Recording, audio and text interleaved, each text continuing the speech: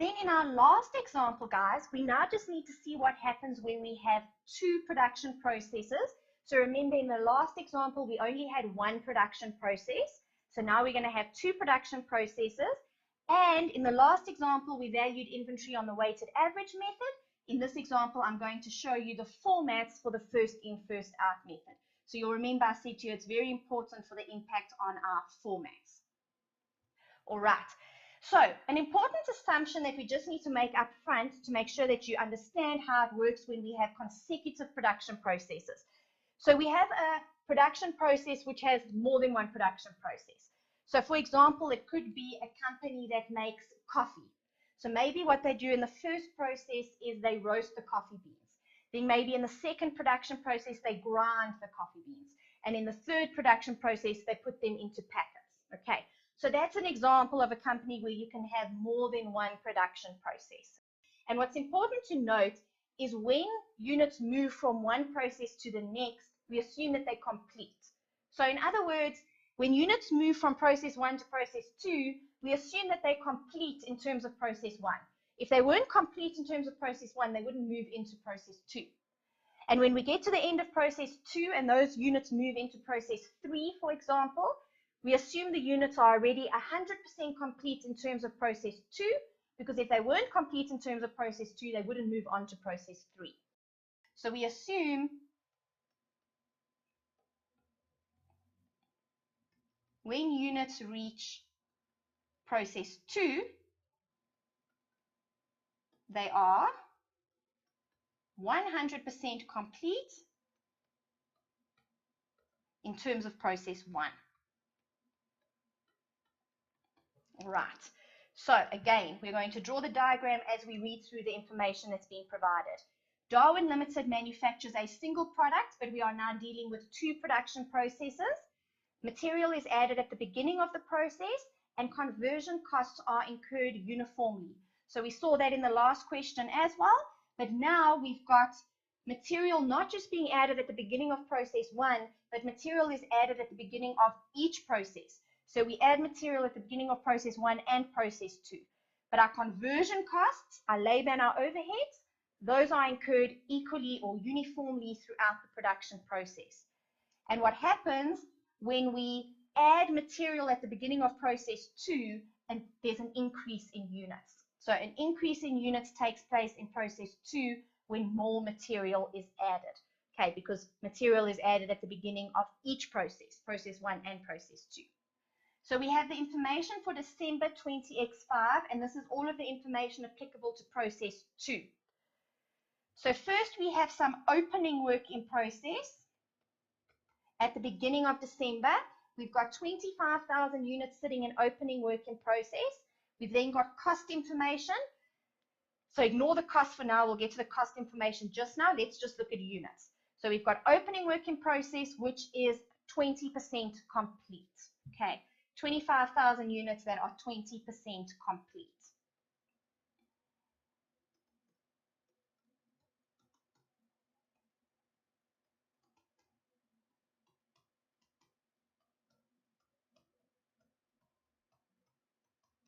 So we include that in our diagram.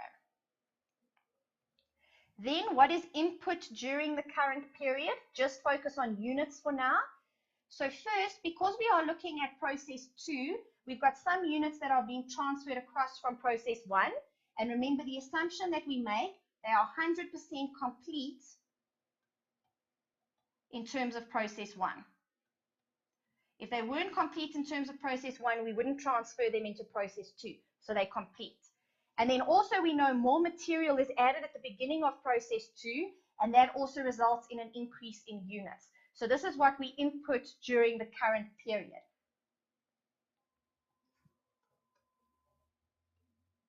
$312,500 from process 1, and there's an increase of 50,000 units when we add more material at the beginning of this process.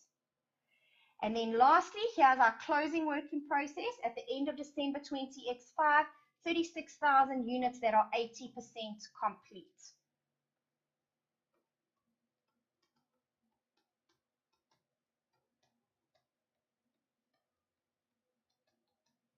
All right.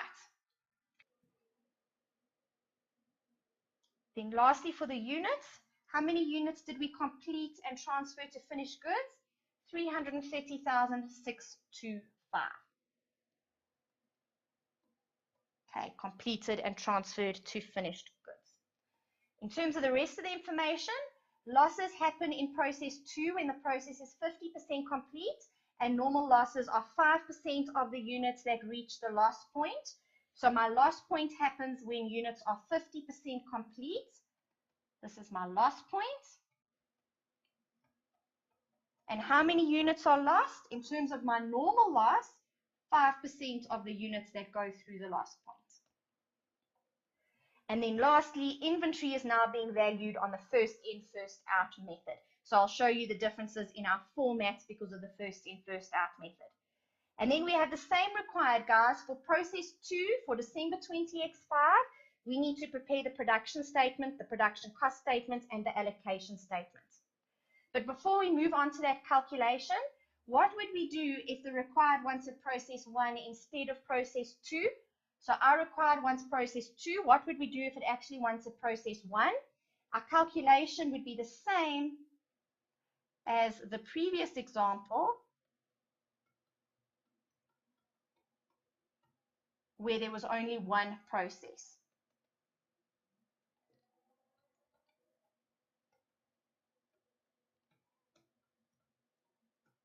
Okay, so that's why if there's more than one process, they're not normally going to ask you for process 1, because if there's more than one process, process 1 is the same as a single production process.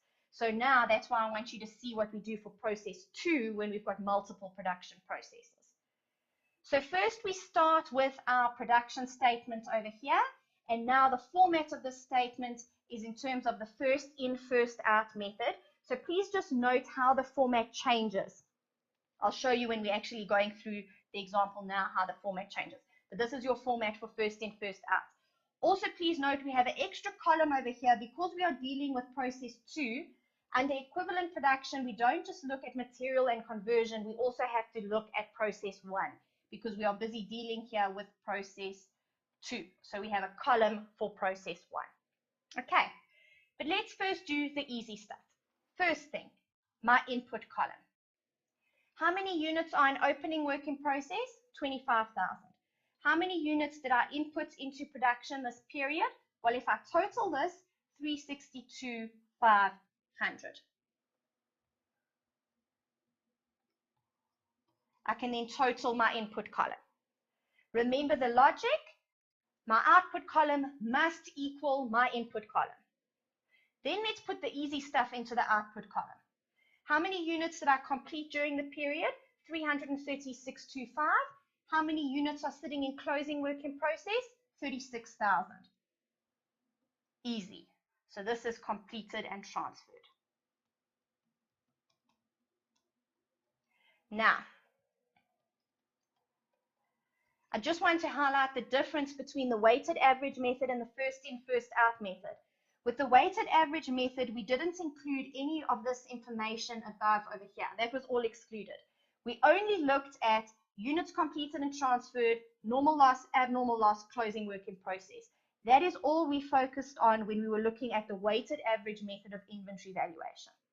However, this is now different because we are now looking at the first in, first out method of inventory valuation. So I've got 2 extra lines of information I need to include above because of the fact that we are valuing inventory on the FIFO method. Now, it's not too difficult, guys. All I'm doing is I'm splitting the units completed and transferred between opening stock and current production. That's all I'm doing. Okay, so it's not very difficult. But before we do that, I actually first want to work out my normal loss and my abnormal loss. After we've done that, I'll show you how to do the split above because we're using first in, first out. Okay, so how do we calculate our normal loss? I want to follow exactly the same logic I said to you guys in the last question. First, you always start with the total of your input column, which in this case is 387,500. Then I ask myself, do I have to exclude opening work in process? And do I have to exclude closing work in process? First, let's start with the opening work in process. does opening work in process need to be excluded from the calculation? Do I need to exclude the 25,000 units over there from my calculation? Okay, let's see if we need to exclude them. Remember, what is the question that we ask ourselves? Do these units go through the loss point in the current period? Okay, so let's look at our diagram. We're working now with opening work in process over here. Okay, opening work in process is 20% complete. So that means, guys, in the previous period, I did 20% of the work, and in the current period, I'm going to do the remaining 80% of the work. So, do these units go through the loss point in the current period? Well, in the current period, I'm going to take them from 20% down to 100%. They go through the loss point in the current period. Do they go through the loss point in the current period? Yes. So because they go through the loss point in the current period, when I'm calculating the loss, I must take those units into account. So do I exclude them? No, don't exclude them, because they go through the loss point in the current period. So the units must be included in my normal loss calculation. Let's do the same thing for closing work in process. Do we need to exclude closing work in process from our calculation? Well, ask yourself the same question. Do the units go through the loss point in the current period? Do they go through the loss point in the current period? Let's go to our diagram that we did over here, and let's look at closing work in process. So for closing work in process, the units are 80% complete. That means in the current period, I did 80% of the work, and in the future periods, I'm going to do the other 20%. So in the current period, I did this portion over here. Did it go through the loss point in the current period? Yes. Did they go through the loss point in the current period? Yes. So because it goes through the loss point in the current period, I mustn't exclude the units. Don't exclude them from the calculation. Include them in the calculation and then work out your normal loss. Okay. And when I work out my normal loss, we know that the normal loss is 5% of the units. So it's just 5% to get the normal loss. And then please remember, the abnormal loss is always just your balancing figure. So that's easy enough. Then what we need to do for first in, first out purposes, we need to split completed and transferred into opening stock and current production. That's the next thing we need to do. So for opening stock, we already said, do the units go through the loss point in the current period? Yes, they do go through the loss point in the current period, which means if I input 25,000 units into my production process, there is no way that my output can still be 25,000.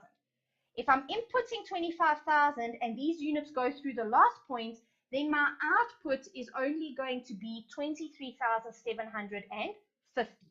Okay, because these units go through the loss point in the current period, you must take that loss into account. And then, guys, this current production over there is just my balancing figure. All right. So we've now completed our output column. Now what we are going to do is we are going to complete this equivalent production. And we need to look at process 1, material, and we need to look at conversion. So, easy stuff first. First, I said to you, your current production, guys, remember the assumption that we make with current production, these units. Everything is done in the current period. I start production in the current period. I end production in the current period. Everything is done in the current period. 100% of everything is done in the current period. Okay. Then, let's look at opening stock. What is done for opening stock in the current period? Opening stock is 20% complete. Okay. So in the current period, we need to do the other 80% of the work to complete those units. So in the current period, we are going to do 80% of the conversion work so that we can complete these units. However, please note, guys, all of the material has been added at the beginning of the process. So it's already 100% complete for material. It's also 100% complete for process 1 because remember we said the units won't be transferred from process 1 to process 2 unless they're not complete. So they must be complete. So these units that are sitting over here, in terms of process 1, they are 100% complete. In terms of material, they are 100% complete because everything happened before this point. However, in terms of conversion, they are only 20% complete. So what do I have to do? We always look at the current period. What do I have to do in the current period? Nothing for material, nothing for process 1, and 80% of the conversion. That is what I need to do to complete the units in the current period. Nothing for process 1, they were already complete. Nothing for material, it's all added at the beginning of the process. In order to complete these units, I need to do the other 80% of the work. So that's 80% of 23,750. We can then total over there, get your total completed and transferred, so total those columns. Then for the normal loss, before we go putting the normal loss into these columns, let's ask whether we can use the short method. Now remember, when can we use the short method? When closing work in process has been through the loss point.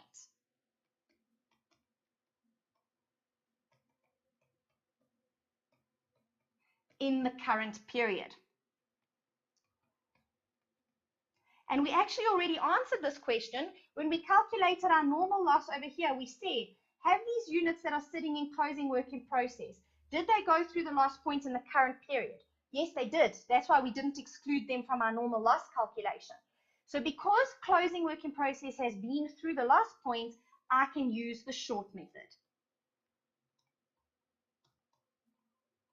Which means it's fantastic because I don't include any units in those columns. So for the normal loss, don't include any units in those columns. Then for the abnormal loss, losses happen when my process is 50% complete. Okay. However, so what has happened before this loss point? Remember, this is process 2. So process 1 is already complete. Before this point, everything for process 1 has already been done. Before this point, all of my material has also already been added at the beginning of the production process. So guys, everything from process 1 and all of my material goes through the loss point. Everything goes through the loss point. But for conversion, only 50% of the conversion has occurred. The other 50% happens after the loss point. So, for process 1 and for material, it's 100% and 100% because everything happens before the loss point.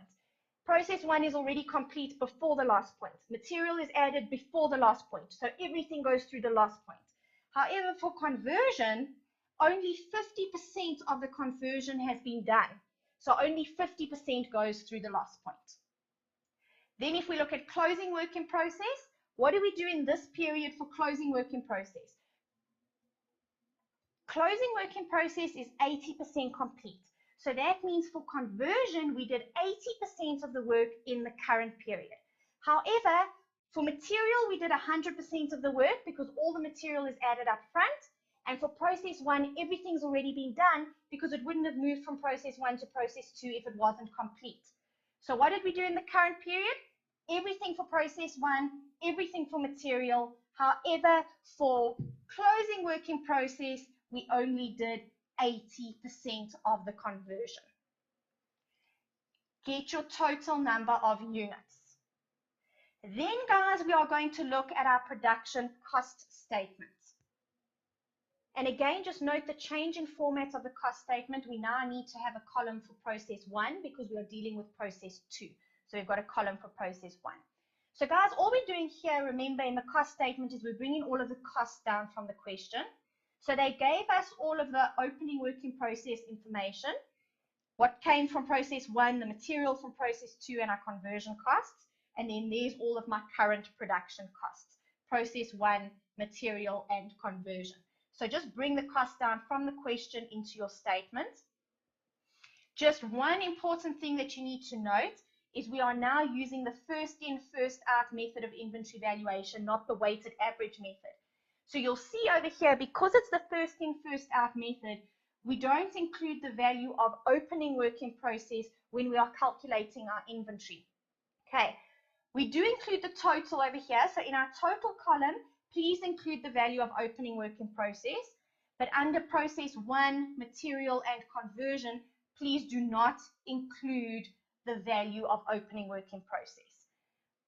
Then bring in all of your current production costs. You can then total all of your costs. So in the question below, why is the value of opening inventory not taken into account when we are calculating the inventory cost per unit? This is because we are using the first in, first out method of inventory valuation. And remember, with the first in, first out method, whatever we get first, we use first. So opening inventory will be used first, or opening work in process is used first.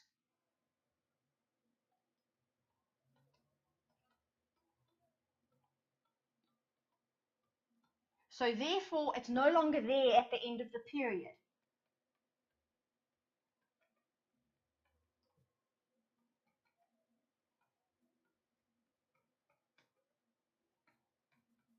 And again, I'm going to refer you back to the chapter on direct and absorption costing, or variable and absorption costing, where we valued our inventory. When we valued our inventory using the weighted average method, we included the value of opening inventory in our calculation, and we valued everything at an average price. However, when we valued our inventory using the first in, first out method, we did not include opening inventory in the calculation, because the logic is at the end of the period, the units sitting in opening inventory will no longer be there.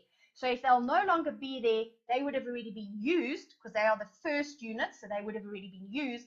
When we value our inventory, we only look at our current production costs. So that's exactly what we did with variable and absorption costing. So all we're going to do now, guys, is we are going to take these total costs that we've calculated, only the current period cost, not opening work in process, and we are going to divide by the units from our quantity statement. So bring those units down from your quantity statement so that you can calculate your inventory cost per unit. All right.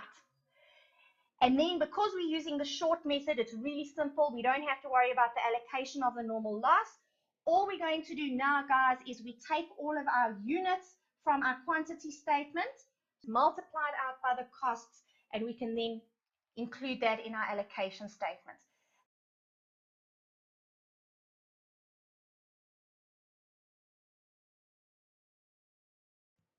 The only difference that I want to point out to you in the allocation statement is that we are using the first in, first out method of inventory valuation. So what's important to note, with the weighted average method, we just started with current production. So with weighted average, we only looked at our completed units, we looked at our abnormal loss, and we looked at our closing work in process. That's all we did with the weighted average method. However, now, because it's the first in, first out method, what we need to do is we need to split these completed units over here in between opening work in process and current production. So we're doing the split over here purely because it's the first in, first out method of inventory valuation. So for the opening work in process, guys, this all comes directly from the question. So if we refer back to the question, you were given the value of opening work in process for everything. So that comes directly from the question. Then obviously my current production costs are going to come from the two statements. So my current production costs, what I'm going to do is I'm going to say, for process 1, 306,875 multiplied by 2 Rand 24. 306,875 multiplied by 1 Rand 28. 325,875 multiplied by 1.08. That's where those calculations over here come from. That's my current production. Then if I add together the opening work in process and the current production, I then get the total completed units. So this is just the subtotal over here. Then I'm going to do the same thing for my abnormal loss and for closing work in process. So for the abnormal loss, I take the various different units from my quantity statement and I multiply it out by the costs.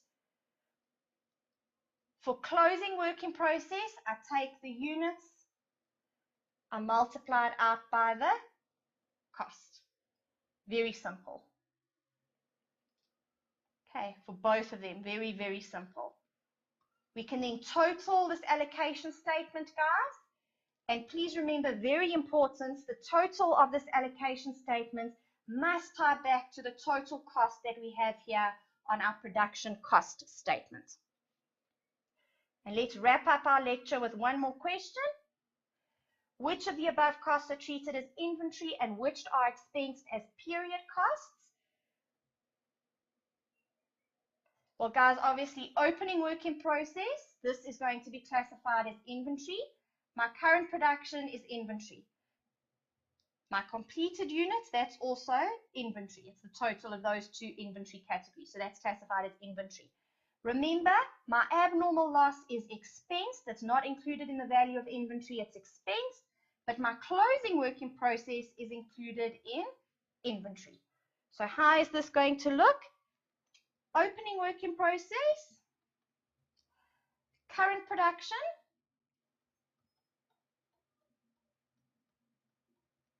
and closing work in process are all included in the value of my inventory, whereas my abnormal loss is obviously going to be expensed. All right, guys. So that is everything that you need to know for job costing and process costing.